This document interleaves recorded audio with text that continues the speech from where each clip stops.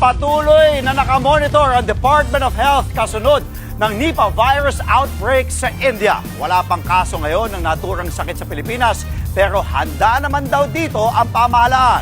Narito po ang report. Nagpapatupad na naman ng mas mahigpit na health at travel screening ang ilang airport sa Asia. Kasunod ito ng Nipah virus outbreak sa West Bengal sa India, kung saan higit 100 na ang naka-quarantine.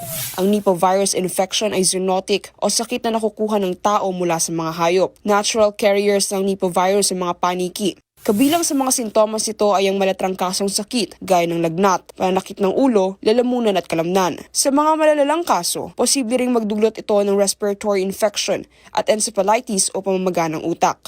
Kadalasan itong naipapasa sa pamamagitan ng direct contact o paghawak sa nahawang hayop, mga kontaminadong pagkain at paghawak sa bodily fluids tulad ng dugo at laway ng isang positibo sa virus. Yung mga sintomas niya na pwedeng mild, may mga trangkaso, pero yung binabantayan at siguro ito yung dahilan kung bakit sa buong mundo rin internationally ay nag-iingat ay yung tinatawag na encephalitis. Ayon sa World Health Organization, dapat itong pagtuunan ng pansin.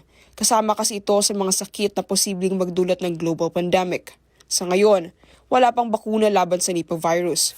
Sa Pilipinas, patuloy na nakamonitor ang Department of Health at Bureau of Quarantine sa mga paliparan, seaport at iba pang point of entry sa bansa. Kailangan pa rin daw dumaan ang mga pasahero sa screening at thermal scanner. Tinitingnan din ang travel history ng mga biyahero, lalo na yung mga galing sa high-risk area o may mga kaso ng Nipah virus.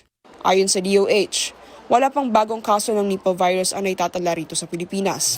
Pero noong 2014, may naitalang kaso nito sa Sultan Kudarat kung saan ang isang pasyente ay nagpositibo sa virus matapos kumain ng kontaminadong karne ng kabayo. Hindi rin daw dapat magpanik ang publiko. Kung magkaroon man daw ng kaso ng Nipah virus sa Pilipinas, handa raw ang pamahalaang tugunan nito. Nagbabalita mula sa Frontline, sa Eileen de la Cruz, News 5. Mga kapatid, Andre Felix po, manatiling may alam pagdating sa mga mahalagang balita sa loob at labas ng bansa. Mag-follow at mag-subscribe na po sa social media pages ng News 5.